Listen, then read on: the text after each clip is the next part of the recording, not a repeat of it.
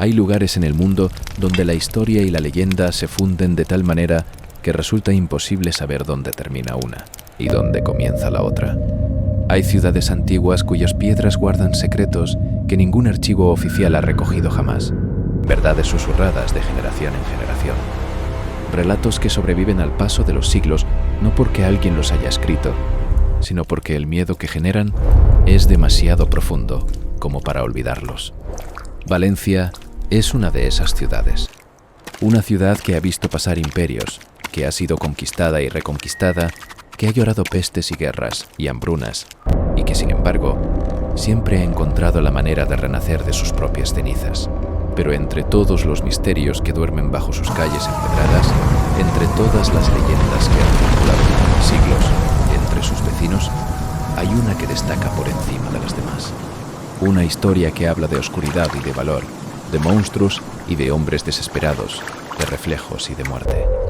Una historia que hoy, siglos después de haber ocurrido, todavía encuentra su eco en un objeto que cuelga silenciosamente de las paredes de uno de los edificios más solemnes de la ciudad. Bienvenidos a Enigma Nostrum. Esta noche vamos a adentrarnos en las aguas turbias del río Turia.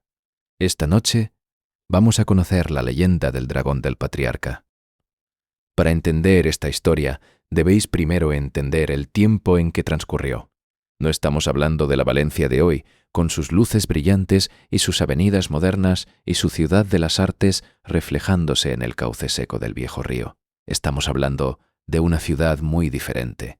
Una ciudad medieval que se aferraba a la vida con uñas y dientes, rodeada de murallas que más que proteger parecían encarcelar. Una ciudad donde la oscuridad de la noche era una oscuridad real, total, amenazante, sin farolas ni electricidad ni ninguna de las comodidades que hoy damos por sentadas. Estamos hablando de una época en la que el sol, al ocultarse tras los tejados de barro y piedra, dejaba a los habitantes de Valencia sumidos en una penumbra tan densa que caminar por las calles después del anochecer era un acto de temeridad que muy pocos se atrevían a cometer. Las calles de aquella Valencia eran estrechas y tortuosas, diseñadas no para la comodidad del tránsito, sino para la defensa, para que un ejército invasor tuviese que luchar palmo a palmo en cada giro y en cada esquina. Los edificios se alzaban apretados unos contra otros, sus balcones casi tocándose por encima de las callejuelas, bloqueando lo poco que quedaba de cielo visible. El suelo era de tierra y guijarros, barro en invierno y polvo en verano, y los olores que se mezclaban en aquel ambiente eran los olores de una ciudad viva y sucia y visceral. El olor del ganado y de la basura, y del humo de los hogares y de los cuerpos humanos que no conocían el lujo del agua caliente, con regularidad. Era una ciudad que olía a humanidad en su estado más crudo, y que de noche se envolvía en el silencio pesado de los que duermen con miedo. Porque había miedo en Valencia, un miedo que no era nuevo, que había crecido lentamente durante meses, que había empezado como un rumor y había ido tomando cuerpo y peso y presencia hasta convertirse en algo tan real como las propias murallas de la ciudad. Un miedo que tenía su origen en el río, en el Turia. El río Turia no era entonces el parque lineal que conocemos hoy. Era un río vivo, caprichoso, a veces manso y a veces terrible, que corría junto a los muros de la ciudad, con una personalidad propia que los habitantes de Valencia respetaban y temían a partes iguales. En verano, sus aguas bajaban lentas y transparentes, y los niños jugaban en sus orillas, y los lavanderos extendían sus telas sobre las piedras calientes. Pero en otoño e invierno, cuando las lluvias cargaban las montañas del interior y el agua bajaba convertida en un torrente marrón y furioso, el Turia se transformaba en una bestia completamente diferente. Sus orillas se llenaban de una vegetación espesa y oscura, de cañaverales que se mecían con un susurro inquietante, de zonas pantanosas donde el fango se tragaba los pies hasta el tobillo, y a veces más arriba. Las nieblas del río eran particularmente densas en las noches de otoño. Una bruma blanquecina y silenciosa que surgía del agua y reptaba por las orillas y trepaba por las murallas, y se metía por las rendijas de las puertas y las ventanas, trayendo consigo ese frío húmedo que se mete en los huesos y no sale ni con mantas ni con fuego. Era en esas noches de niebla cuando la gente desaparecía. Nadie supo exactamente cuándo empezaron a notarlo. Estas cosas nunca tienen un inicio claro, una fecha concreta en la que alguien pueda señalar y decir, aquí, exactamente aquí, fue cuando todo comenzó. Lo que hubo fue una acumulación de silencios, de ausencias, de personas que salían a hacer un recado cerca del río y no volvían, de pescadores que amparaban sus barcas en las orillas al atardecer y a la mañana siguiente sus redes aparecían vacías, y ellos no aparecían en absoluto. Al principio, la gente se encogía de hombros y buscaba explicaciones mundanas. Se habrán ido a otro pueblo. Se habrán caído al río. Se habrán perdido en la niebla y habrán pasado la noche en algún pajar de los arrabales. Era fácil encontrar explicaciones razonables cuando solo faltaba una persona. Cuando faltaban dos, las explicaciones seguían siendo posibles, pero ya costaban más. Cuando empezaron a faltar 10, 20, y los cuerpos empezaron a aparecer, todo cambió. Los cuerpos, esa era la parte que no tenía explicación razonable posible, porque los que aparecían, y no todos aparecían, lo hacían en un estado que los más veteranos entre los habitantes de Valencia, hombres y mujeres que habían visto guerras y pestilencias y hambrunas, describían con un temblor en la voz que no podían controlar. Eran cuerpos destrozados de una manera que ningún animal conocido en aquellas tierras podía producir. Las heridas no eran las de un lobo ni las de un jabalí, ni las de ninguna fiera del monte que pudiesen identificar. Eran desgarros enormes, profundos, como producidos por garras que medían palmos enteros, y había marcas en el fango de las orillas, marcas de algo que se arrastraba, algo pesado, algo grande, algo que dejaba un rastro en el barro, que los más instruidos comparaban con el rastro de un lagarto, pero un lagarto de proporciones que ninguno de ellos había visto ni querido imaginar nunca.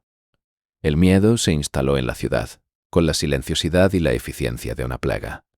No llegó de golpe, sino que fue ocupando espacio poco a poco, colándose en las conversaciones del mercado y en los murmullos de la taberna y en las oraciones de la iglesia. Los sacerdotes empezaron a predicar sobre los pecados de la ciudad, sobre el castigo divino, sobre la necesidad de arrepentirse y de rezar. Los más supersticiosos colgaron amuletos en sus puertas y quemaron hierbas en los umbrales para ahuyentar los malos espíritus. Los más pragmáticos comenzaron a clavar tablones en las ventanas que daban al río y a echar los cerrojos de sus puertas tan pronto como el sol empezaba a declinar. Los niños dejaron de jugar cerca del agua. Los pescadores dejaron de pescar después de la tarde. Las lavanderas abandonaron sus puestos en las orillas del Turia y empezaron a lavar en pilas de agua traída desde pozos del interior de la ciudad. El río quedó desierto. Un río al que durante siglos habían acudido de manera natural para beber y lavar y pescar y jugar, quedó de repente envuelto en un silencio sepulcral, como si la propia ciudad le hubiera dado la espalda, como si todos supiesen sin necesidad de decirlo que el agua que corría por allí ya no era agua segura. Las autoridades, por supuesto, intentaron actuar. El alcalde de la ciudad convocó reuniones de urgencia. Se llamó a los capitanes de la guardia y se los interrogó sobre lo que sabían, que era muy poco, y sobre lo que habían visto, que no quería ninguno de ellos repetir en voz alta. Se organizaron patrullas nocturnas para vigilar las orillas del río. Grupos de soldados armados con antorchas y picas y ballestas que marchaban al anochecer hacia el Turia, con el paso firme de quien sabe cumplir con su deber, aunque las rodillas le tiemblen por dentro. Y noche tras noche, esas patrullas regresaban con las manos vacías, o no regresaban en absoluto, o regresaban incompletas, faltando uno o dos o tres de los hombres que habían salido. Hombres que la mañana siguiente aparecían en las orillas con las mismas marcas terribles que todos los demás. Hubo un soldado que regresó vivo de una de esas patrullas y que durante días no pudo articular palabra. Cuando por fin recuperó el habla, lo que contó hizo que el capitán de la guardia ordenase que no se repitiera fuera de los muros del cuartel. Pero los muros de los cuarteles son permeables a los secretos, igual que cualquier otra pared. Y la historia del soldado corrió por Valencia como el fuego corre por la paja seca. Había visto algo en el río, dijo. Algo que emergió del agua sin hacer ruido, sin producir apenas una ola, como si el agua misma lo expulsase de manera voluntaria. Era grande, dijo. Grande como nada que hubiese visto en toda su vida. Y eso que había servido en campañas militares en varios reinos y había visto elefantes de guerra y toros bravos y osos encadenados en ferias de pueblos lejanos, grande como nada de todo eso. Sus compañeros habían levantado las antorchas para ver mejor, y él había tenido un instante, solo un instante, para ver antes de que todo se convirtiese en caos y gritos y oscuridad. Un cuerpo alargado y bajo, cubierto de algo que brillaba a la luz de las teas como el metal, como placas de armadura pero vivas, que se superponían unas sobre otras con la fluidez de las olas. Una cola que barrió el suelo como el azote de un gigante, derribando a 3 hombres de un solo golpe. Una cabeza que era ancha y plana, con ojos que capturaban la luz de las antorchas y la devolvían de manera fría y sin vida. Ojos que miraban sin parpadear. Ojos que miraban con la indiferencia terrible de quien sabe que es el depredador en aquella situación y que no tiene ninguna razón para tener prisa. Y luego, el olor. El soldado insistía en el olor porque era lo que peor recordaba, peor incluso que el miedo, peor incluso que los gritos de sus compañeros. Un olor a fango y a muerte y a algo más profundo todavía. Un olor que era como el olor de los siglos acumulados, como el olor de todo lo que había vivido y muerto en el fondo del río, desde el principio de los tiempos. El dragón del Turia. Así empezó a llamársele.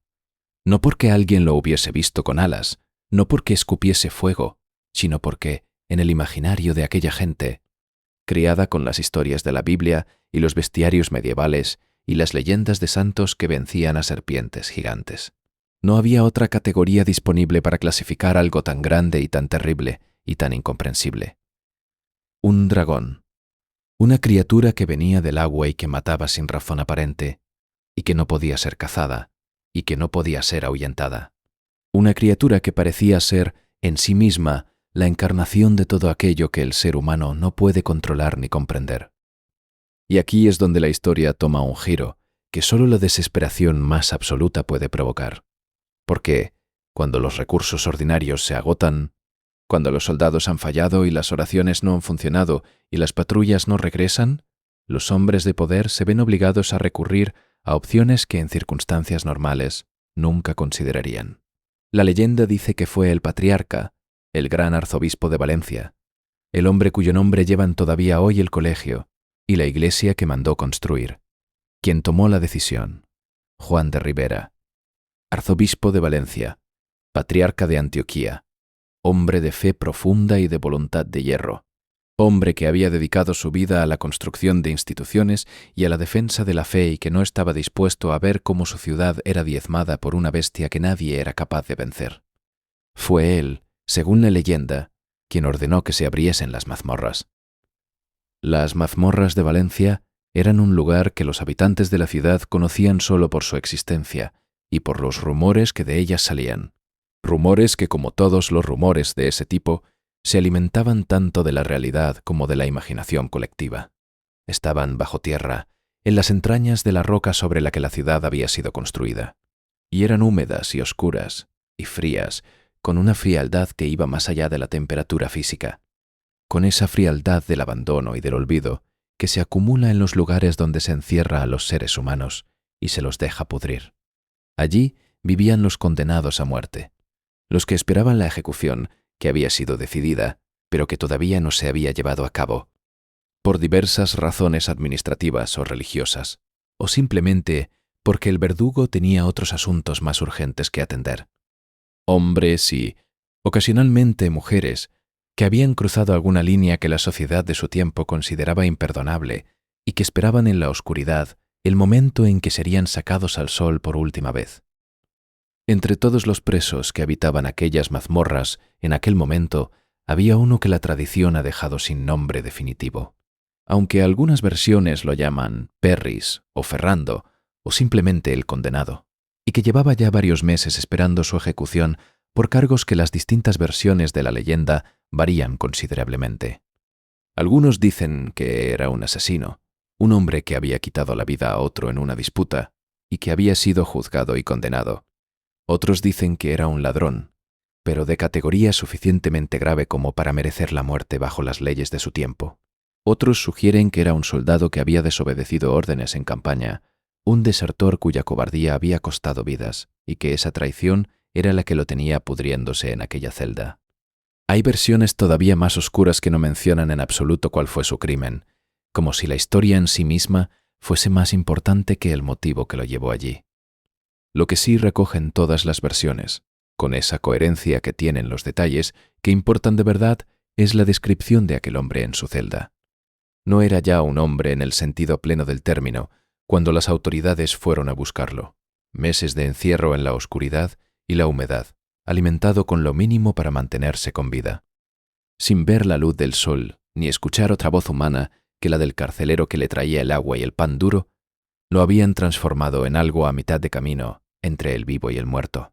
Su piel había adquirido esa palidez enfermiza de las cosas que crecen sin luz, como los hongos que proliferan en los sótanos húmedos, y sus ojos, cuando los guardias abrieron la puerta de su celda y metieron una antorcha dentro, tardaron un tiempo largo en adaptarse a aquella claridad relativa que para él era ya casi como el sol del mediodía. Sus ropas eran harapos, sus huesos sobresalían en los lugares donde habían desaparecido los músculos, sus manos, las manos que en otro tiempo habían servido para algún oficio, para trabajar la madera o el hierro o la tierra o cualquier otra cosa, eran ahora las manos de un anciano, temblorosas y ásperas, llenas de las costras que produce el filo, del tiempo, cuando pasa sin misericordia. Era, en resumen, un hombre que ya había muerto por dentro.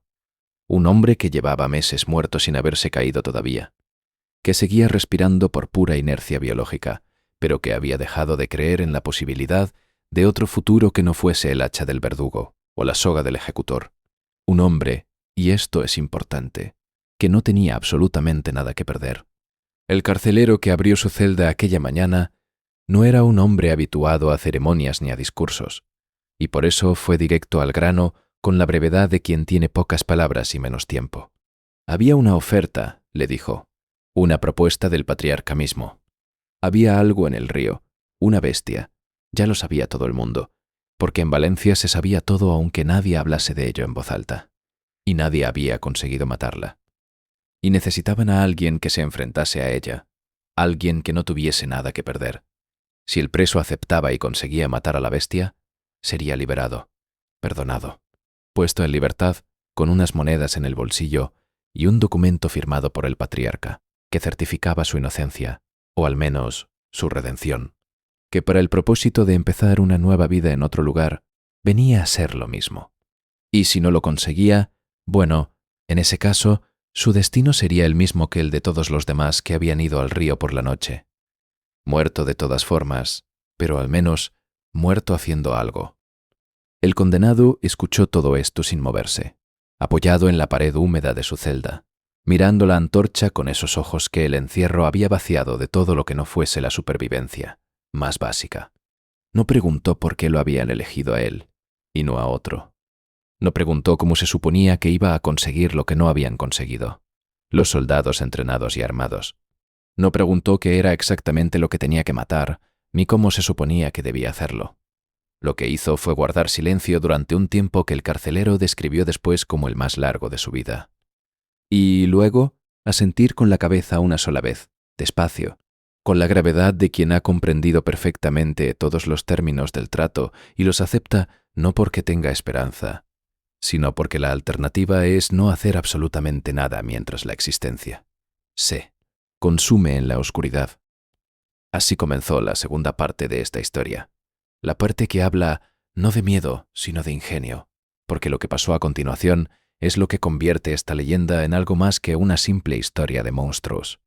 El condenado, ese hombre sin nombre definitivo que llevaba meses pudriéndose en las mazmorras, resultó ser un hombre que pensaba, un hombre que, en los meses de silencio absoluto de su celda, había desarrollado esa capacidad de razonamiento quieto y profundo que solo tienen los que no tienen nada más que hacer que pensar.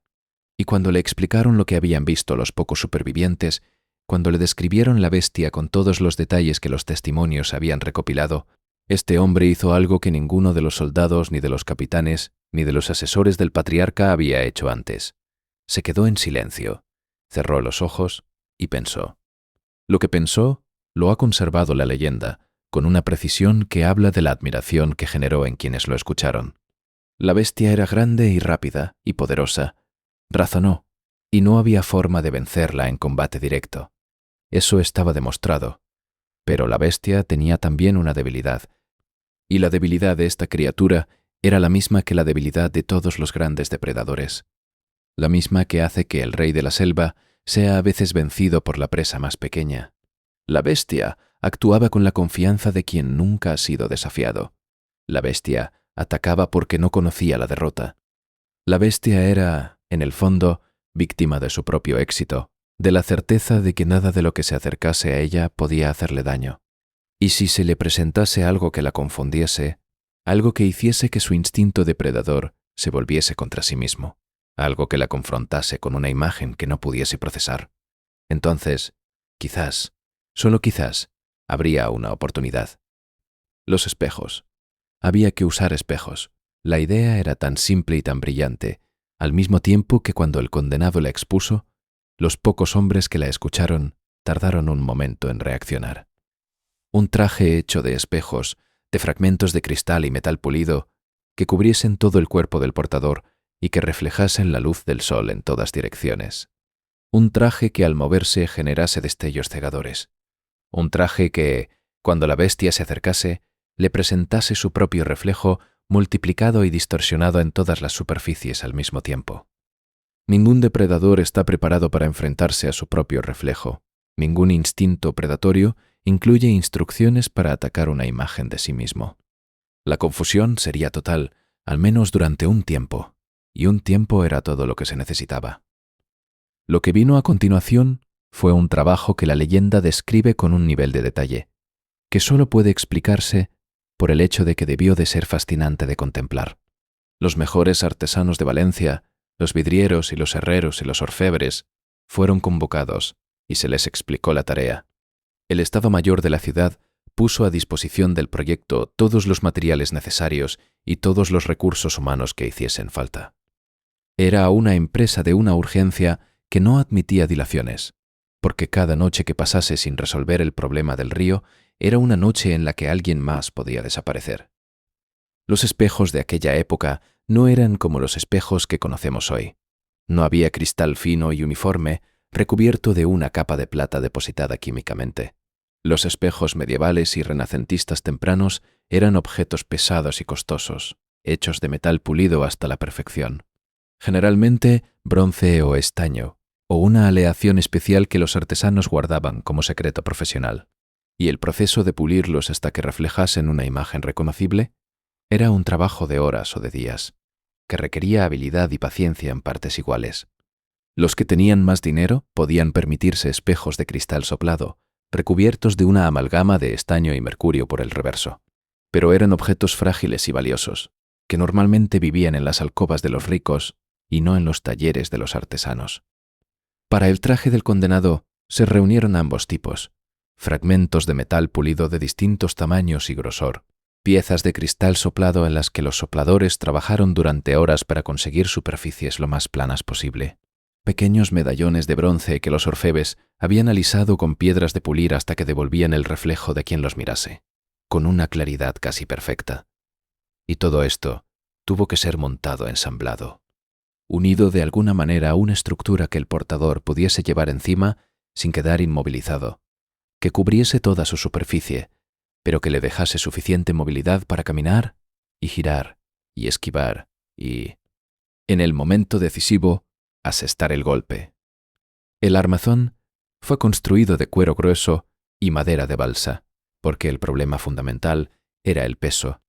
Cubrirse de espejos era cubrirse de peso, y si el hombre iba a tener que moverse en el barro del río, moverse con agilidad suficiente para sobrevivir, no podía cargar con más de lo estrictamente necesario. Los artesanos trabajaron durante días, rebajando los espesores, buscando materiales más ligeros, descartando las piezas que pesaban demasiado en relación con la superficie reflectante que ofrecían. El condenado mismo participó en esas decisiones porque era su vida la que dependía de cada gramo que se añadiese o se quitase. Y los que trabajaron con él durante aquel proceso describieron un hombre que había dejado de parecerse al espectro que habían encontrado en la mazmorra y que había comenzado a recuperar algo, una presencia, una intensidad en la mirada, como si el proyecto mismo, el hecho de tener algo que hacer, de tener un objetivo, de tener una posibilidad, por remota que fuese, lo estuviese reconstruyendo desde dentro. La estructura final era una coraza que cubría el torso y los hombros y los brazos, desde la muñeca hasta los codos, y que se prolongaba hacia abajo en una falda articulada, que llegaba hasta las rodillas, dejando libres las piernas para poder caminar con relativa facilidad. El casco era una pieza especialmente trabajada. Una especie de yelmo de cuero endurecido sobre el que se habían cosido y pegado las piezas de cristal y metal de mayor tamaño, formando una superficie que desde el frente presentaba un conjunto de reflejo, que, cuando el sol daba de pleno en él, disparaba destellos en todas direcciones, con una intensidad que los presentes en las pruebas describieron como vertiginosa.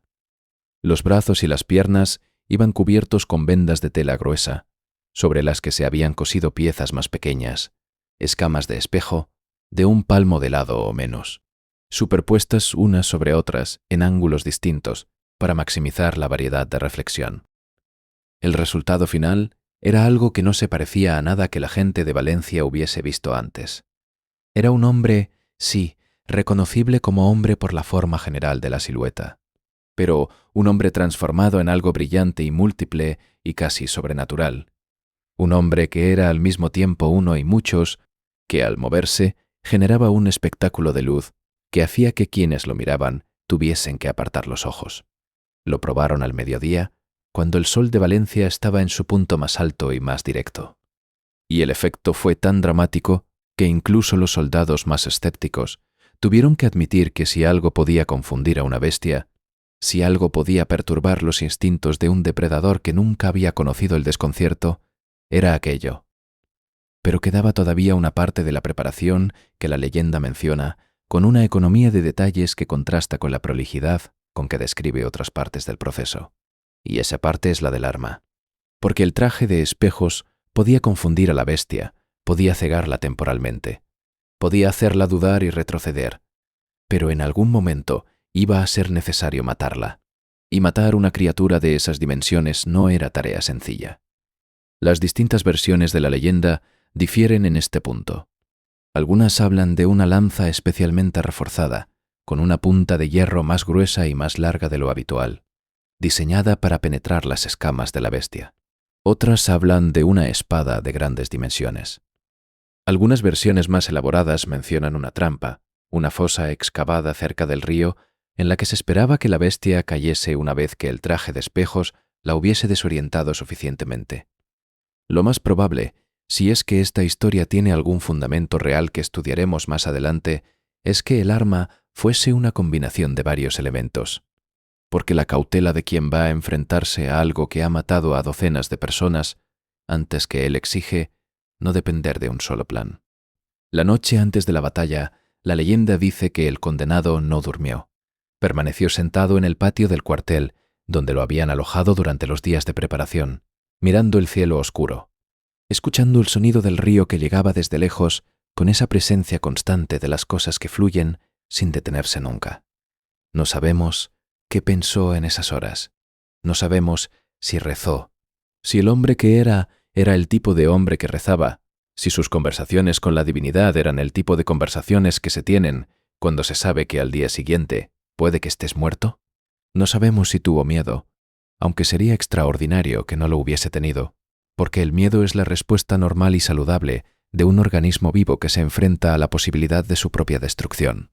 Lo que sabemos es que al amanecer estaba listo, que cuando los artesanos vinieron a ayudarle a ponerse el traje, lo hizo con la tranquilidad extraña de quien ha cruzado ya el umbral del miedo y ha llegado a ese lugar más allá del miedo, donde ya solo existe la determinación. El día elegido fue un día de sol. Eso era fundamental para que el plan funcionase, porque un traje de espejos en un día nublado es solo peso inútil, y la luz del sol valenciano en los meses que no son verano. Esa luz que es todavía directa y brillante aunque el calor haya empezado a suavizarse, era exactamente lo que necesitaban. La gente de Valencia, que sabía lo que iba a pasar sin que nadie se lo hubiese comunicado oficialmente. Porque en los pueblos pequeños y en las ciudades asediadas por el miedo, las noticias viajan por caminos que no necesitan de voces humanas. Se había reunido en las murallas y en los tejados, y en cualquier punto elevado desde el que pudiesen ver las orillas del río, sin acercarse demasiado. Había silencio. El tipo de silencio que se produce no por la ausencia de gente, sino por la presencia de demasiada gente conteniendo el aliento al mismo tiempo. El condenado salió solo hacia el río. Así lo requería el plan, porque cualquier acompañante hubiese sido un elemento de confusión que podía estropear los reflejos o distraer a la bestia de la manera equivocada. Caminó despacio a través de las puertas de la muralla que daban hacia el cauce. Caminó por el camino de tierra que descendía hacia las orillas. Caminó hasta que el suelo bajo sus pies empezó a cambiar, a volverse más blando y más húmedo, hasta que los juncos y los cañaverales lo rodearon y la ciudad quedó detrás de él, invisible detrás de la vegetación y la distancia. Caminó hasta las orillas del Turia. El río era oscuro a esa hora de la mañana, todavía en sombra por los árboles de las orillas, con esa apariencia quieta y engañosa que tienen los ríos cuando el sol todavía no ha llegado a iluminarlos de pleno. El barro de las orillas cedía bajo sus pasos con un sonido húmedo y pesado, y el peso del traje hacía que sus pies se hundiesen más de lo que hubiesen hecho sin él. Y cada paso requería un esfuerzo que era tanto físico como mental, la voluntad de sacar el pie del fango y avanzar y volver a hundirlo, y volver a sacarlo. La bruma matinal flotaba sobre el agua, más delgada que la niebla de la noche, pero todavía presente, todavía capaz de difuminar los contornos de las cosas y de crear esa atmósfera de irrealidad que el río Turia producía de manera tan particular. No tuvo que esperar mucho. Las bestias que han establecido un territorio no necesitan ser convocadas. Llegan solas cuando sienten una presencia en su espacio, cuando el olfato les dice que algo ha entrado en el área que consideran suya. La perturbación fue primero sónica, un movimiento bajo el agua que produjo un remolino en la superficie, una ondulación que se extendió desde el centro del río hacia las orillas y que hizo que los juncos se meciesen sin viento. Luego fue visible. Algo largo y oscuro se movió bajo la superficie transparente y marrón del agua. Algo que era tan grande que su simple movimiento subacuático alteraba el nivel del río de manera perceptible. Y luego emergió. No emergió de golpe, con estrépito. Emergió despacio, con esa confianza terrible que tienen los que nunca han necesitado sorprender a su presa, porque su tamaño es suficiente. La cabeza primero. Esa cabeza ancha y plana que los supervivientes habían descrito, con los ojos a los lados que miraban con esa mirada fija e inexpresiva de los reptiles, sin párpados que se cerrasen, sin ninguna señal de lo que pudiera estar pensando o sintiendo, si es que pensaba o sentía algo en el sentido que los humanos damos a esas palabras. Luego el cuello, largo y musculoso, cubierto de escamas que desde lejos parecían piedras mojadas, cada una del tamaño de la palma de una mano, y superpuestas como las tejas de un techo, con los bordes ligeramente levantados, de manera que entre ellas se acumulaban diminutas películas de agua, que brillaban a la luz de la mañana. Luego el cuerpo, enorme, bajo, que se deslizaba sobre el barro de las orillas con esa facilidad deslizante de los que están perfectamente adaptados a moverse entre el agua y la tierra, que han evolucionado durante millones de años para hacer exactamente eso, y que no conocen otra forma de existir. El olor llegó junto con la bestia, ese olor que el soldado superviviente había descrito y que no había exagerado en absoluto. El olor a fango y a muerte, y algo más antiguo y más profundo todavía. El olor de un animal cuyo metabolismo produce olores que el olfato humano no tiene archivados en ningún lugar, porque en los millones de años de evolución que han formado ese olfato, nunca fue necesario reconocer este tipo de criatura. Nunca fue una información útil para la supervivencia, porque nada así debería haber estado aquí. Y sin embargo, aquí estaba. La bestia se detuvo cuando vio al hombre. O quizás no lo vio de inmediato. Quizás lo que la detuvo fue el olor, porque el condenado no olía a nada de lo que la bestia había comido antes. No olía al sudor limpio del soldado, ni al olor agrícola del campesino, ni a ninguna de las cosas que el depredador había aprendido a asociar con la comida. Olía a metal y a cristal, y a cuero. Olía a los materiales del traje, y ese olor era extraño y desconocido, y por tanto, motivo de precaución. El condenado se volvió entonces hacia el sol. Esto era parte del plan. el elemento más importante de todo el plan. Posicionarse de manera que el sol estuviese detrás de él, que los rayos solares incidiesen sobre las superficies del traje en el ángulo máximo, que todo el potencial reflectante de aquella armadura de espejos se concentrase en la dirección donde estaba la bestia. Y cuando giró, cuando los primeros rayos directos del sol matinal tocaron las superficies pulidas, el efecto fue exactamente lo que habían esperado, y más. Los espejos explotaron en luz. Cada fragmento de cristal, cada placa de metal pulido, cada medallón de bronce, capturó los rayos del sol y los devolvió multiplicados, refractados, divididos en cientos de haces de luz que se dispararon en todas las direcciones como si el hombre mismo se hubiese convertido en un pequeño sol secundario. Los destellos eran de una intensidad que hacía daño a los ojos de los observadores, que miraban desde las murallas a distancia. Y para la bestia, que estaba mucho más cerca y que tenía unos ojos diseñados para ver en el agua oscura y en la sombra de las riberas, y no para recibir semejante bombardeo de luz directa. El efecto debió de ser absolutamente desorientador. La criatura se detuvo en seco. Eso lo vieron todos los que miraban desde las murallas. El movimiento fluido y seguro se interrumpió de repente, como si hubiese chocado contra una pared invisible. La cabeza, que había avanzado hacia el hombre con esa lentitud confiada del depredador que no tiene prisa, se retrajo ligeramente. Los ojos, esos ojos que no se cerraban, se vieron sometidos a una información visual que no tenían manera de procesar correctamente. Por un lado, los destellos cegadores que venían de los espejos, por otro lado los reflejos que los espejos le devolvían. Imágenes de sí mismo fragmentadas y distorsionadas, y multiplicadas en todas las superficies, al mismo tiempo. Una imagen que ninguna bestia que vivía en el barro de un río Mediterráneo tenía manera de haber visto nunca antes. Nunca había habido un espejo en el Turia. Nunca había habido nada que le devolviese su propia imagen. Y el cerebro reptiliano de aquella criatura, tan eficiente para lo que había sido diseñado, no tenía ningún protocolo disponible para gestionar esta información. El condenado se movió hacia adelante. Lentamente, porque el barro lo dificultaba y porque la cautela era parte de lo que lo mantenía vivo, avanzó un paso y luego otro, y los espejos se movieron con él, y los destellos de luz se movieron con él, y los reflejos se movieron con él, y la bestia retrocedió un paso. Solo uno, pero era un retroceso. Era la primera vez en meses que algo que se acercaba al dragón del Turia hacía que la bestia diese un paso atrás en lugar de hacia adelante. El condenado siguió avanzando.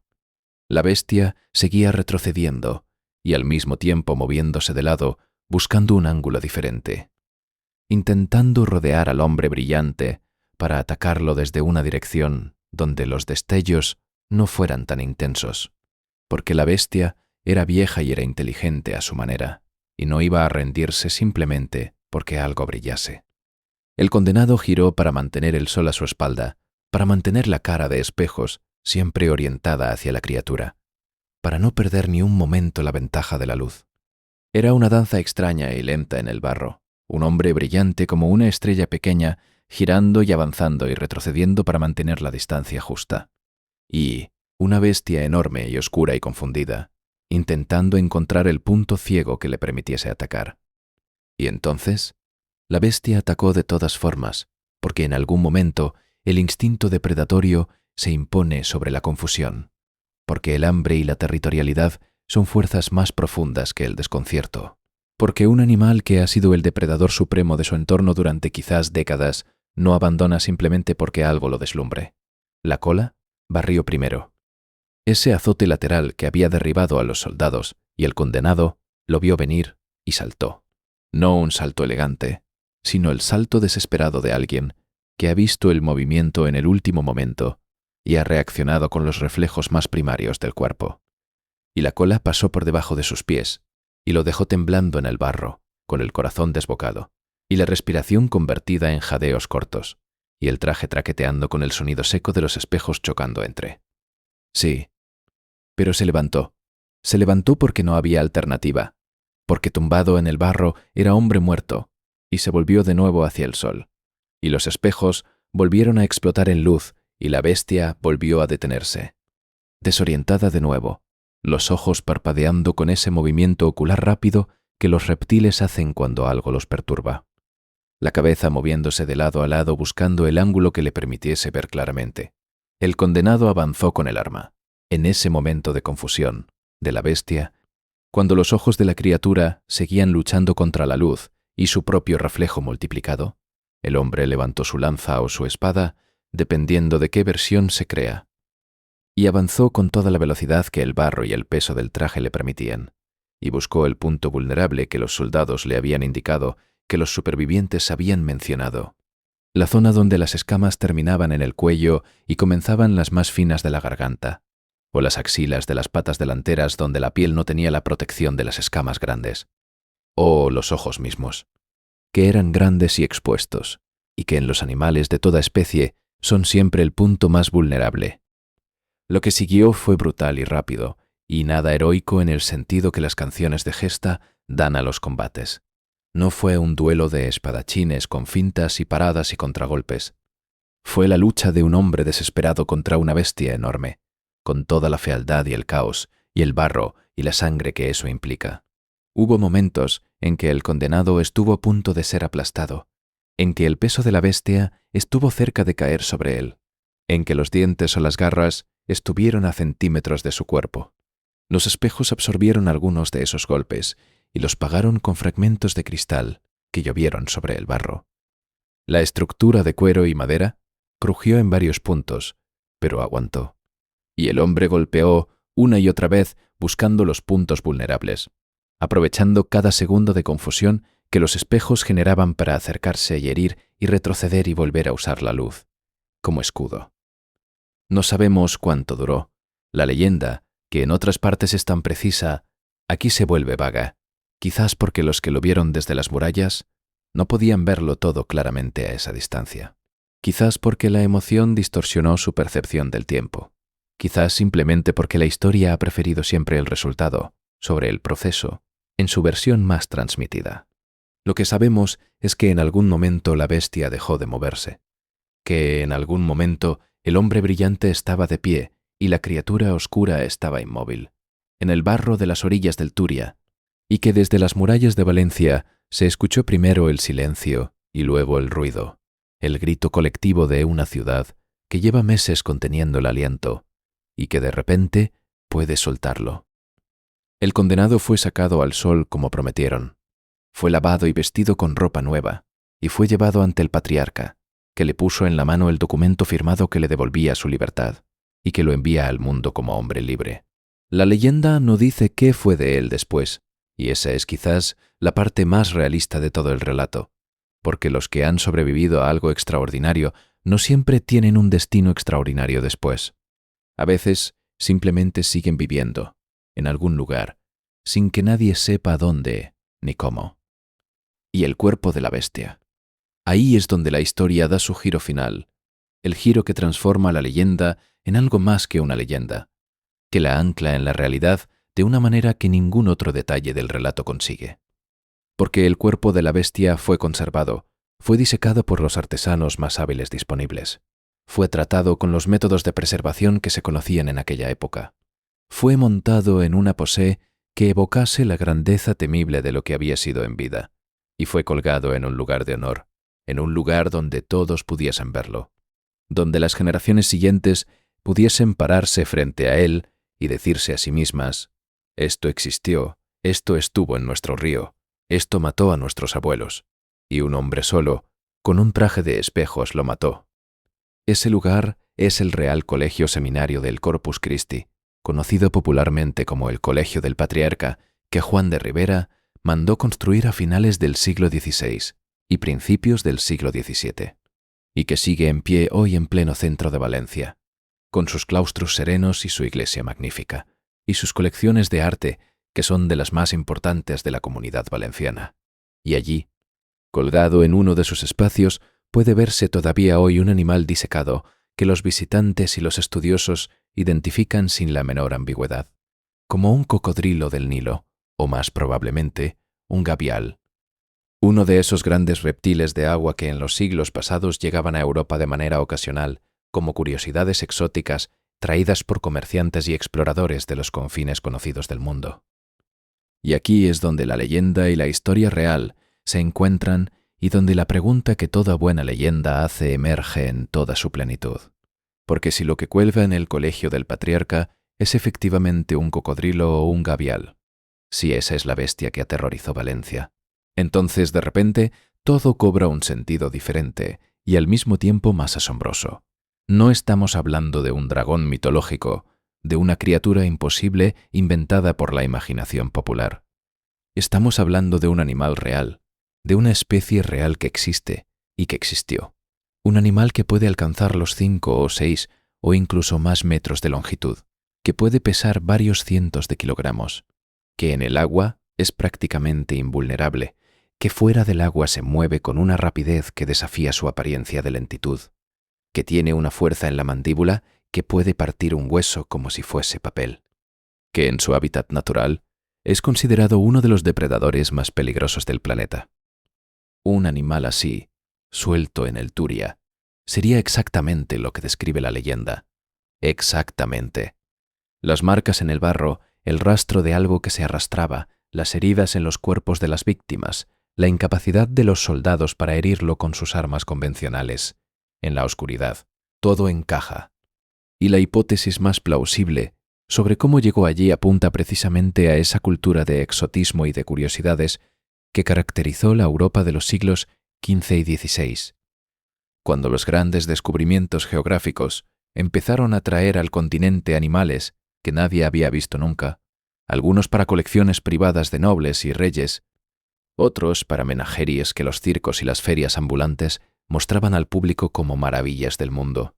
Un cocodrilo que se escapase de ese tipo de cautiverio, o que fuese librado cuando creciese demasiado y se volviese peligroso para sus captores, podría perfectamente haberse establecido en el Turia, que ofrecía las condiciones adecuadas para su supervivencia: agua, barro, cañaverales y una abundancia de presas humanas que no tenían ninguna experiencia previa con ese tipo de depredador. Y la solución del traje de espejos, lejos de ser el detalle más fantástico del relato, podría ser perfectamente real. Los grandes cocodrilos y los gaviales, como todos los reptiles, son sensibles en grado extremo a los estímulos visuales inesperados. Y un estímulo tan radical como el que produciría un hombre cubierto de superficies reflectantes bajo el sol directo podría efectivamente producir una desorientación suficiente como para permitir que un hombre, valiente y desesperado, encontrase el momento de asestar un golpe mortal. No sería la primera vez que la supervivencia humana ha dependido no de la fuerza bruta, sino de la inteligencia aplicada al conocimiento, aunque sea intuitivo, de las debilidades del enemigo. Hay algo profundamente hermoso en esta historia, cuando se mira desde esta perspectiva. Un hombre sin nombre, un hombre que la sociedad había decidido descartar, que había sido encerrado y olvidado y programado para morir, es el único que encuentra la solución, que nadie más pudo encontrar. No los soldados, no los capitanes, no los asesores del patriarca con sus libros y sus conocimientos formales. Un condenado a muerte en una mazmorra oscura, armado solo con tiempo y silencio y la capacidad de pensar sin las interferencias del orgullo o de la categoría social, que es al final lo que más interfiere con el pensamiento claro. Hay algo en eso que dice algo sobre la naturaleza humana, sobre dónde reside realmente la sabiduría, sobre qué tipos de conocimientos sobreviven incluso cuando todo lo demás ha sido despojado. Y hay algo igualmente hermoso en el hecho de que la bestia todavía está allí, que los estudiantes del Colegio del Patriarca han pasado junto a ella durante 4 siglos sin que la mayoría de ellos supiese la historia que llevaba encima, que los turistas que visitan el edificio miran ese animal disecado y quizá leen el cartel que lo identifica y pasan a la siguiente sala sin detenerse a pensar que eso fue en su momento el terror de toda una ciudad, que la presencia de ese animal en ese río concreto de esa ciudad concreta generó una leyenda que sobrevivió siglos y que todavía hoy se cuenta y se escucha con esa mezcla particular de incredulidad y de fascinación que solo las mejores historias producen. Porque eso es lo que hace que esta leyenda sea especial entre todas las leyendas. No es solo una historia de monstruos y de valientes. Es una historia de ingenio frente al terror, de la mente humana enfrentándose a algo que supera sus capacidades físicas y encontrando de todas formas una manera de vencer. Es una historia que mezcla la realidad observable con la transmisión oral de generaciones, que convierte un animal exótico y peligroso en un dragón y a un condenado anónimo, en un héroe. Es una historia que tiene un final que se puede tocar, literalmente, que está colgado en un edificio del centro de Valencia, accesible cualquier día de la semana, para cualquier persona que quiera ir a verlo. La próxima vez que visitéis Valencia, si es que no lo habéis hecho ya, buscad el Colegio del Patriarca. Entrad por sus puertas, recorred sus claustros, admiradle la serenidad de sus arcos y la sombra azul de su patio. Y cuando encontréis el animal disecado, el cocodrilo o el gavial, o como queramos llamarlo, parad frente a él un momento. Miradlo de verdad. Mirad las escamas que todavía conservan algo de esa textura que debió de brillar en el agua oscura del Turia. Mirad los dientes que todavía sobresalen entre las mandíbulas cerradas para siempre. Mirad los ojos de cristal que reemplazaron los originales en la disecación. Ojos que no son los mismos que miraron al hombre de los espejos, pero que están en el lugar donde estuvieron esos ojos que vieron los destellos y se confundieron y permitieron que un condenado a muerte se convirtiese en héroe. Pensad en el Turia oscuro y neblinoso, en las noches de hace 5 siglos, cuando la gente cerraba sus puertas y rezaba, y el río rugía o susurraba o simplemente fluía en la oscuridad, con sus secretos. Pensad en los que desaparecieron, en los que nunca volvieron de sus recados nocturnos, en los soldados que marcharon con sus antorchas y no regresaron. Pensad en las madres que esperaron y en los niños que preguntaron, y en los sacerdotes que predicaron el arrepentimiento sin saber que el castigo que azotaba a su ciudad no era divino, sino zoológico. No era sobrenatural, sino extraordinariamente natural. Pensad en el hombre en la mazmorra, en el tiempo largo del encierro, en el momento en que la puerta se abre y le ofrecen una oportunidad, que es también casi con toda certeza una sentencia de muerte. Pensad en lo que significa decir sí en ese momento. Pensad en lo que se necesita para construir un traje de espejos, en lugar de una lanza, para apostar por el ingenio en lugar de la fuerza bruta, para caminar solo hacia algo que ha matado a decenas de personas antes que tú. Y si cuando salgáis del Colegio del Patriarca y volvéis a las calles iluminadas y ruidosas de la Valencia de hoy, si cuando estéis tomando una horchata en la Malvarrosa o paseando por el cauce del antiguo río convertido en parque, si en algún momento sentís que la historia que acabáis de recordar tiene ese peso específico de las cosas reales, aunque las rodeemos de leyenda, si sentís eso, entonces la leyenda ha funcionado. Ha hecho lo que las buenas leyendas hacen siempre, que es conectarnos con algo más grande que nosotros mismos, con el tiempo y con el miedo, y con el valor y con la ingenuidad humana, en su sentido más literal, la capacidad de imaginar soluciones donde solo hay oscuridad. El dragón del patriarca sigue colgando en su sala, silencioso, inmóvil, despojado de su capacidad de hacer daño, pero no de su capacidad de causar asombro. Testigo mudo de una historia que Valencia contó durante siglos al oído, de generación en generación, en las noches de invierno cuando el fuego crepitaba y la lluvia golpeaba los cristales, y afuera. En algún lugar el río seguía fluyendo como siempre ha fluido, como siempre fluirá, con esa indiferencia serena del agua que no recuerda nada, y sin embargo, guarda todo. Eso ha sido todo por hoy en Enigma Nostrum.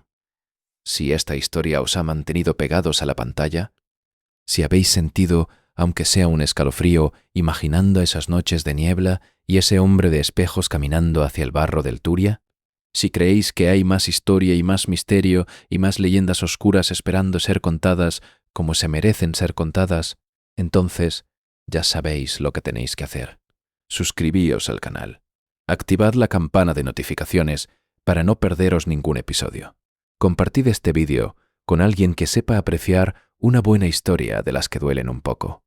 Y dejadnos en los comentarios qué leyenda o qué misterio queréis que exploremos la próxima vez, porque ahí abajo hay siempre ideas que no hubiésemos encontrado solos. Y las mejores historias a veces llegan de los lugares más inesperados. Hasta la próxima noche, hasta el próximo misterio, hasta que la oscuridad vuelva a tener algo que contarnos. Pero antes de que os vayáis, hay algo más que merece ser dicho, algo que las versiones populares de esta leyenda suelen dejar de lado porque las versiones populares siempre prefieren la acción a la reflexión, el héroe a su contexto, el monstruo a su explicación. Y es que la historia del dragón del patriarca no es solo la historia de un combate entre un hombre y una bestia. Es la historia de una ciudad que aprendió algo sobre sí misma, en el momento más oscuro, que descubrió que el recurso más valioso que tenía no era el acero de sus soldados, ni la santidad de sus prelados, sino la capacidad de pensar de sus ciudadanos más olvidados. Pensad por un momento en lo que significa el traje de espejos, desde una perspectiva puramente humana, desde la perspectiva de lo que dice sobre quien lo concibió. Un hombre encerrado en la oscuridad, privado de luz durante meses, cuyo único bien material en el mundo era el miserable camastro de su celda y el cuenco de barro en el que le traían la comida. Ese hombre imagina una solución basada precisamente en la luz. Hay algo casi poético en esa inversión, en el hecho de que quien más había sido privado de algo sea quien mejor entiende su poder. El sol, que no había podido ver durante meses, se convierte en su única arma. La luz, que le habían quitado, se convierte en lo que le devuelve la libertad. Esta historia también dice algo sobre la naturaleza del poder en aquella época y en cualquier época. El patriarca, con todo su poder espiritual y temporal, con todos sus recursos y su autoridad y su influencia, no pudo resolver el problema. Los capitanes militares, con sus estrategias y sus tropas entrenadas, no pudieron resolverlo. Los artesanos y los sabios y los hombres de letras que seguramente consultaron sus libros en busca de información sobre bestias acuáticas no pudieron resolverlo. Y el que lo resolvió fue el que todos habían descartado, el que estaba literalmente bajo tierra, esperando ser eliminado. El sistema que había condenado a ese hombre a muerte tuvo que pedirle ayuda. Tuvo que reconocer, aunque no fuese de manera explícita, que había cometido un error de valoración, que el hombre al que había decidido que no valía la pena de seguir viviendo resultaba ser exactamente la persona que necesitaban. Hay una lectura de esta leyenda que es profundamente subversiva, si uno la mira con los ojos correctos. Una lectura que dice que la justicia y la sabiduría no siempre residen donde el poder establece, que deberían residir, que los márgenes de la sociedad, los lugares donde viven los que han sido descartados y olvidados y condenados, contienen a veces recursos que el centro no puede ver, porque el centro está demasiado ocupado mirándose a sí mismo, que la desesperación genera un tipo de claridad que el privilegio no puede comprar. No sabemos si los valencianos del siglo XVI, que escuchaban esta historia por primera vez, hacían esa lectura. Probablemente no en esos términos, que son términos modernos, que requieren un vocabulario que no existía entonces, pero quizás sí en términos de sentimiento. En ese reconocimiento visceral de que hay algo en esta historia que habla de justicia, que hay algo satisfactorio en el hecho de que el más bajo sea el que salva al más alto, en que el condenado sea el redentor. No por casualidad, las religiones más poderosas de la historia humana se han construido alrededor de figuras similares, personas sin poder ni posición, que tienen la claridad que los poderosos no pueden alcanzar. Hay algo arquetípico en esa estructura narrativa que la humanidad reconoce y abraza independientemente del tiempo y el lugar. Volvamos por un momento a las aguas del Turia, porque hay un aspecto de la bestia que no hemos explorado suficientemente y que dice mucho sobre cómo los seres humanos construimos el miedo y la leyenda a partir de la realidad. El cocodrilo o gavial, que muy probablemente fue el origen de este relato, era, sin duda, un animal extraordinario para los habitantes de la Valencia medieval. No porque fuese sobrenatural, sino porque era absolutamente desconocido. La fauna ibérica no incluía nada remotamente parecido. Los animales peligrosos que los valencianos conocían eran el lobo, el jabalí, el oso en algunas zonas de montaña, la víbora para los más pequeños. Todos estos animales, por peligrosos que fuesen, eran conocidos. Había tradición sobre cómo cazarlos, sobre sus costumbres, sobre sus debilidades. Había hombres que se especializaban en cazarlos y que sabían lo que hacían. Pero un cocodrilo en el Turia era otra cosa completamente. Era un animal que ninguno de los cazadores más expertos de la región había visto nunca en la naturaleza. Sus escamas no se parecían a las de ningún animal europeo conocido. Su manera de moverse, Ese deslizamiento entre el agua y la tierra, con esa fluidez que hace que no parezca pertenecer del todo a ninguno de los dos mundos, era aterradora precisamente porque era diferente a todo, y su capacidad de pasar inadvertido, de quedarse perfectamente inmóvil durante horas en el barro o bajo el agua, y de luego atacar con una velocidad que desmentía toda esa quietud aparente. Era una capacidad que los depredadores europeos conocidos no tenían en ese grado. Un lobo, un oso, hacen ruido, tienen presencia, se pueden detectar. Un cocodrilo es pura emboscada.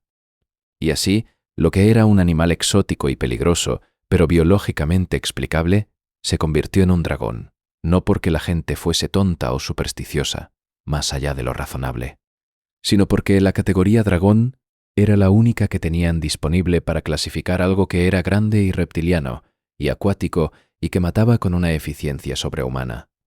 Las leyendas no nacen de la ignorancia en el sentido peyorativo de la palabra, sino del intento honesto de la mente humana de encontrar un marco interpretativo para experiencias que quedan fuera de los marcos disponibles. Cuando lo desconocido aparece, lo clasificamos con lo que tenemos, y lo que aquella gente tenía era la categoría dragón. Hay algo más que vale la pena mencionar sobre el contexto histórico de esta leyenda, porque el periodo en que se ubica la mayoría de las versiones, en torno a los siglos XV y XVI, fue un periodo de contacto intenso entre Europa y el resto del mundo, un periodo en el que los europeos empezaron a tener acceso a animales exóticos de manera regular. Las rutas comerciales con África y Asia, que habían existido durante siglos pero que se intensificaron extraordinariamente con los grandes descubrimientos y la expansión colonial, incluían regularmente el transporte de animales vivos como curiosidades y como regalos diplomáticos. Los reyes europeos tenían menageries, colecciones de animales exóticos que eran símbolo de poder y de alcance global. Los nobles imitaban a los reyes en escala menor. Los mercaderes que hacían fortuna en el comercio con Oriente o con África a veces traían animales de vuelta como recuerdo o como inversión para espectáculos públicos. En ese contexto, la presencia de un cocodrilo o un gavial en Valencia no es inverosímil en absoluto. Podría haber llegado en uno de los muchos barcos que hacían la ruta entre los puertos del norte de África y los puertos mediterráneos de España. Podría haber sido parte de una colección privada que por alguna razón fue liberada o de la que el animal se escapó. Podría haber sido comprado por algún noble o mercader que subestimó el peligro que representaba cuando creciese, y que decidió deshacerse de él de la manera más sencilla posible, soltándolo en el río. Hay precedentes históricos documentados de situaciones similares en otras ciudades europeas medievales y renacentistas, aunque ninguno tan dramático y tan bien preservado en la memoria colectiva como este. La pregunta que uno no puede evitar hacerse es ¿qué ocurrió entre el momento en que el animal llegó a Alturia y el momento en que se convirtió en el terror que la leyenda describe? Porque un cocodrilo o un gavial no empieza a matar humanos inmediatamente ni necesariamente en su hábitat natural. Estos animales son perfectamente capaces de coexistir con poblaciones humanas durante largos periodos, sin que se produzcan incidentes graves, siempre que los humanos mantengan una distancia prudente y no invadan el espacio del animal en los momentos equivocados. El problema surge cuando el animal aprende que los humanos son presas vulnerables y accesibles, y eso puede ocurrir por accidente, por la presencia de un ser humano en el lugar equivocado, en el momento equivocado, o puede ser inducido por condiciones de estrés del animal, por la reducción de sus presas habituales, por cambios en el entorno. Imaginad la situación desde la perspectiva del animal durante los primeros meses en el Turia, un río que en verano es relativamente pobre en presas del tipo al que este animal estaba acostumbrado, pero que ofrece refugio y camuflaje adecuados. La llegada del otoño, con sus lluvias y sus crecidas y sus nieblas, que crean exactamente las condiciones de poca visibilidad y acceso al agua que un cocodrilo necesita para cazar eficientemente, y una población humana que lleva siglos usando ese río con la confianza de quien no tiene depredadores que temer, que se acerca al agua sin precauciones, que lava y pesca y juega en las orillas sin mirar dos veces. El primer incidente debió de ser casi accidental. El segundo, ya no. Y una vez que el animal aprendió que los humanos eran presas accesibles y que no oponían resistencia efectiva, la escalada fue inevitable. Esta es la historia real que hay detrás de la leyenda. No un dragón escupefuegos, sino un cocodrilo o gavial desplazado de su hábitat natural, instalado en un río que le ofrecía refugio, aprendiendo a cazar a una especie que nunca había evolucionado junto a ese tipo de depredador y que, por tanto, no tenía las respuestas instintivas correctas para enfrentarse a él. Y un hombre que, por razones que nunca conoceremos del todo, encontró la combinación de valentía e ingenio que ningún otro había encontrado antes que él. La leyenda ha persistido durante siglos y seguirá persistiendo, porque toca algo que va más allá de los hechos específicos que la rodean. Toca la pregunta sobre la relación entre el ser humano y lo desconocido, sobre qué hacemos cuando nos enfrentamos a algo que no podemos comprender ni controlar, sobre si la respuesta correcta a ese tipo de amenaza es la fuerza o la inteligencia, y la respuesta que da, la respuesta que ha resonado durante generaciones en Valencia, y más allá, es una respuesta que prefiere el ingenio a la potencia bruta, que celebra la solución elegante sobre la solución violenta, que convierte un traje de espejos, un objeto que podría parecer absurdo e inadecuado para la batalla, en el arma definitiva. Hay en eso una filosofía que vale la pena llevarse puesta cuando se sale de esta historia.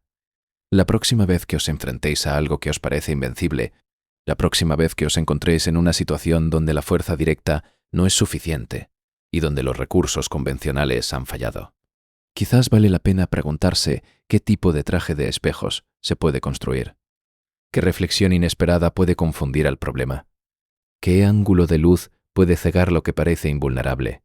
Las bestias del Turia de cada uno no siempre se matan con lanzas. Y eso, amigos de Enigma Nostrum, es todo, por esta noche, por esta historia. Pero volved, porque hay más noches, hay más historias, hay más oscuridad que iluminar con la linterna pequeña y obstinada de la curiosidad bien dirigida.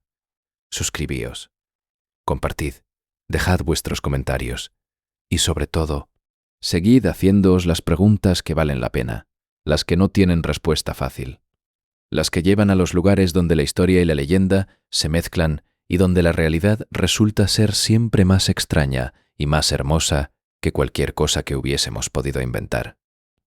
Hasta pronto. Pero hay todavía un hilo de la historia que no hemos tirado lo suficiente, y es el hilo que lleva a las personas que vivieron alrededor del condenado durante los días de preparación. Los artesanos y los soldados y los funcionarios del patriarca que se encontraron de repente en la situación extraña de trabajar codo con codo, con un hombre al que horas antes nadie habría mirado a los ojos en la calle, porque las mazmorras eran invisibles para la sociedad de aquella época, de la misma manera que son invisibles hoy los que viven en los márgenes de cualquier sistema. Nadie pensaba en los condenados a muerte que esperaban en las celdas subterráneas. Nadie los imaginaba como personas con ideas y con capacidades. Nadie los veía como recursos posibles. Eran simplemente ausencias, en espera de hacerse definitivas. Y de repente, uno de ellos estaba en el patio del cuartel, con luz de día, con comida decente y agua limpia, y los mejores artesanos de Valencia le consultaban sobre los ángulos de inclinación de las piezas de espejo y sobre el peso máximo que podría aguantar sin perder velocidad de reacción. Y él respondía con una precisión y una calma que desconcertaban a los que esperaban encontrar a un animal embrutecido por el encierro. Los que trabajaron con él durante esos días lo recordaron, según las versiones más elaboradas de la leyenda, como un hombre de pocas palabras pero de gran precisión, en las que elegía, un hombre que pedía lo que necesitaba con exactitud, y que cuando algo no funcionaba como quería, lo desmontaba y lo volvía a montar, sin queja y sin dramatismo, con la paciencia de quien ha aprendido en la oscuridad que el tiempo no es un recurso que se puede desperdiciar en la impaciencia.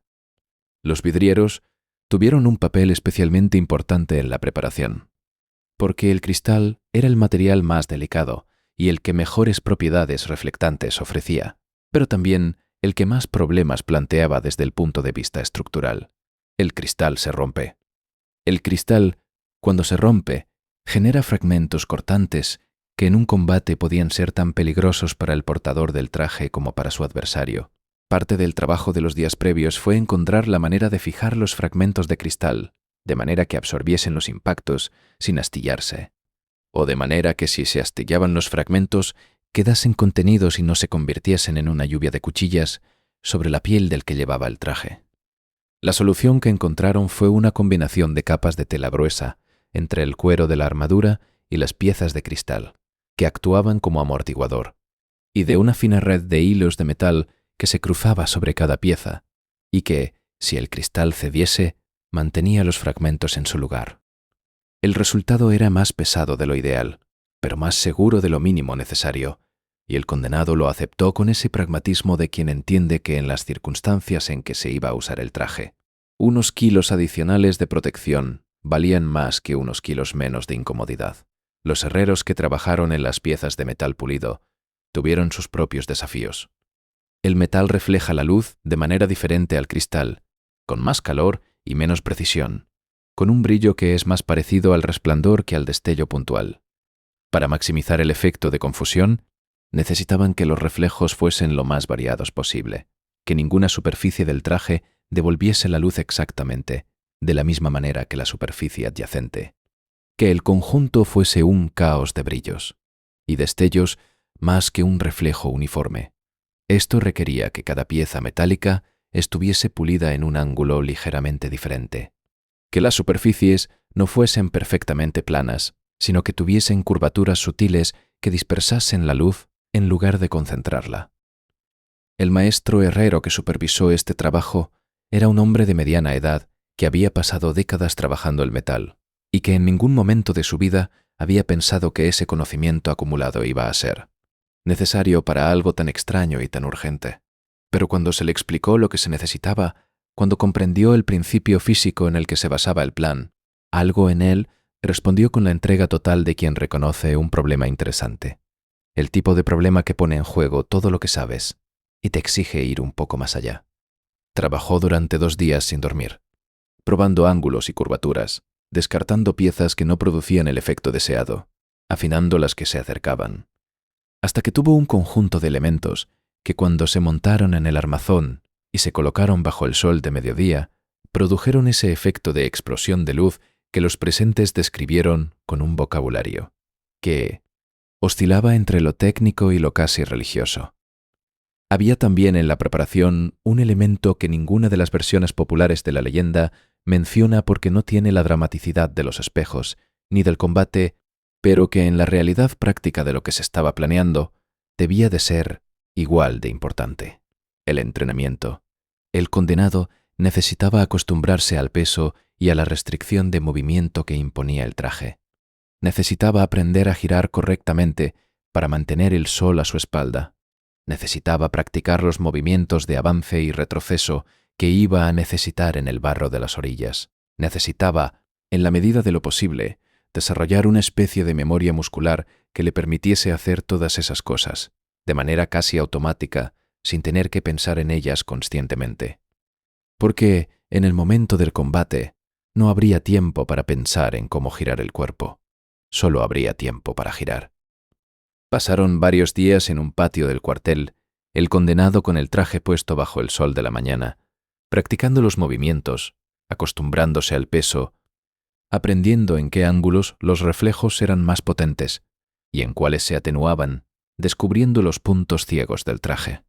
Las zonas donde la cobertura de espejos no era completa y desde las que un depredador suficientemente astuto podría atacar sin encontrarse con el efecto de la luz. Los soldados que observaban estas prácticas, soldados que habían perdido compañeros en el río, que habían visto lo que hacía la bestia a quienes se acercaban demasiado, miraban al hombre de los espejos con una mezcla de emociones que ninguna de las crónicas disponibles captura bien, pero que uno puede imaginar. Respeto quizás por alguien que estaba haciendo lo que ellos no habían podido hacer. Algo parecido a la vergüenza, tal vez, aunque la vergüenza no es una emoción que los hombres de aquella época expresasen con facilidad ni reconociesen de buen grado. Y también, casi con certeza, miedo, porque ver a ese hombre prepararse para ir al río les recordaba a todos los que habían ido antes y no habían vuelto. La noche antes de la batalla, el patriarca Juan de Ribera visitó al condenado en el patio del cuartel. Esta parte la recogen algunas versiones y no otras, y puede ser una adición posterior de la leyenda, para dar al patriarca un papel más humano y directo en la historia, pero resulta tan verosímil que vale la pena mencionarla. Era un hombre de fe, el patriarca, un hombre que había consagrado su vida al servicio de algo más grande que él mismo, y mandar a otro hombre a una muerte probable, aunque fuese a cambio de la promesa de libertad, si sobrevivía. Debía de pesar sobre esa fe, de una manera que sus rezos y sus ayunos no podían aliviar completamente. Así que fue, según esas versiones, a hablar con el condenado.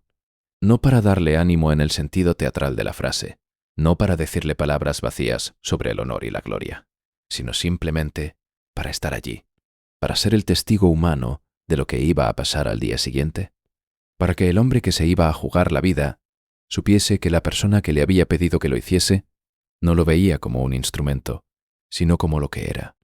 Un ser humano que estaba eligiendo arriesgar todo lo que le quedaba por una oportunidad de recuperar algo. Hablaron poco, según estas versiones. El silencio fue más elocuente que las palabras. Y cuando el patriarca se fue, el condenado se quedó mirando el cielo que empezaba a llenarse de estrellas y pensó en la luz que vendría por la mañana, en el sol que necesitaría para que los espejos funcionasen, y en todo lo que dependía de que ese sol saliera con la fuerza suficiente y en el ángulo correcto, en las orillas del Turia, en algún lugar que no podía ver pero que podía imaginar perfectamente. La bestia que había aterrorizado a Valencia durante meses seguía existiendo, inmutable, ajena a lo que se preparaba en la ciudad, ajena a los espejos y a los planes y a los hombres que rezaban y trabajaban y pensaban para vencerla. La naturaleza es siempre ajena a nuestros planes. El río fluía en la oscuridad como siempre había fluido, como fluiría mucho tiempo después de que toda esta historia no fuese más que una historia. Esa ajenidad de la naturaleza, esa indiferencia del río y de la bestia que vivía en él frente a las cuitas y los miedos y las esperanzas de los valencianos, es quizás el elemento más sobrecogedor de toda esta historia, cuando uno se detiene a pensarlo. La bestia no era malvada. No tenía intención de hacer daño a nadie en el sentido en que los humanos damos contenido moral a esa palabra. Era un animal que hacía lo que los animales hacen, que cazaba para comer y que defendía su territorio, y que no tenía ninguna manera de entender que estaba siendo el centro de una crisis civilizatoria para la especie que compartía su entorno sin haberlo elegido. El miedo que generó era real, las muertes que causó fueron reales, el terror que instaló en la ciudad fue real, pero en ningún nivel era personal. Era simplemente lo que ocurre cuando dos especies que no han evolucionado juntas se encuentran de repente en el mismo espacio, y una de ellas tiene todas las ventajas y la otra tiene que improvisar. La impresión que nos deja esta historia, si somos capaces de mirarla con la distancia suficiente como para verla en toda su complejidad, es una impresión que va mucho más allá del relato de aventuras que normalmente se hace de ella. Es una historia sobre la vulnerabilidad humana frente a lo desconocido, sí. Pero también es una historia sobre la capacidad humana de adaptarse a esa vulnerabilidad, de encontrar respuestas donde no había respuestas previstas. Es una historia sobre cómo las categorías que usamos para clasificar el mundo, la categoría dragón en este caso, nos dicen tanto sobre nosotros mismos como sobre las cosas que intentamos clasificar. Y es una historia sobre la forma en que el miedo colectivo puede ser vencido no solo por la fuerza bruta, sino por la claridad de pensamiento, de una sola mente que tiene el tiempo y el silencio necesarios para ver lo que los demás no ven. 4 siglos o más después de que ocurriese todo esto, o de que alguien decidiese que debía haber ocurrido así y empezase a contarlo, el animal sigue ahí. Las ciudades cambian, y los ríos se desvían, y los edificios se derrumban y se reconstruyen, y los idiomas evolucionan hasta ser casi irreconocibles, y las religiones, y los poderes y las costumbres se transforman más, allá de lo que nadie podría haber predicho. Y sin embargo, esa criatura disecada sigue colgando en su sala del colegio del patriarca, testigo quieto de todo ese tiempo transcurrido, conectando el presente con un pasado que es tanto historia como leyenda, tanto realidad como imaginación colectiva. Hay algo en esa permanencia que es casi conmovedor, que hace que la visita al colegio del patriarca, si alguna vez os decidís a hacerla, sea algo más que una visita turística. Es una conversación con el tiempo. Es el encuentro con la prueba física de que las historias que se cuentan no son solo palabras, sino que a veces tienen peso y textura y forma propia. El dragón del patriarca existe. Podéis ir a verlo. Podéis acercaros a esas escamas que llevan siglos sin sentir el agua del Turia y que conservan, sin embargo, algo de la textura que debieron de tener cuando corrían por el barro de las orillas. Podéis mirar los dientes que ya no muerden y pensar en los que sí mordieron, en las noches de niebla y en los soldados con antorchas, y en el hombre brillante que caminó hacia el río con toda la luz del sol a sus espaldas. La leyenda está ahí esperando, con toda la paciencia de las cosas que llevan mucho tiempo en el mundo y que saben que el tiempo no es su enemigo, sino su aliado. Esta es la leyenda del dragón del patriarca. Esta es Valencia. Este es Enigma Nostrum.